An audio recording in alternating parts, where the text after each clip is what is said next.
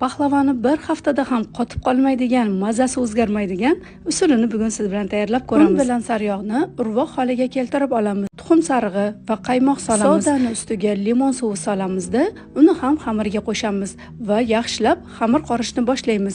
Yumshoqqina mayin xamir bo'ladi. Xamirni ikkiga bo'lib 20 daqiqaga tindirib qo'yamiz. Xamir tinguncha nachinkasini tayyorlab olamiz. Yong'oqni maydalab, shakar va tuxum oqi qo'shib yaxshilab aralashtiramiz. Nachinkamiz tayyor. Tingan xamirlarni endi birin-ketin yoyishni boshlaymiz. Xamir yumshoqqina bo'lgani uchun un sepib yoyishni unutmang. Listingizga mo'ljallab xamirni birinchisini yoyib olasiz va listga joylab ustiga nachinkani solamiz. Ikkinchi xamirni ham yoyib, nachinka ustini yopib chiqamiz va ortiqcha chetlaridagi xamirlarni kesib tashlaysiz. Ustiga tuxum sarig'i surib, xohlagan shaklingizda kesib chiqasiz. 180 gradusda 40-45 daqiqa pishirib olamiz. Ishtahangiz ochildimi? Robiyangiznikiga mehmonga keling.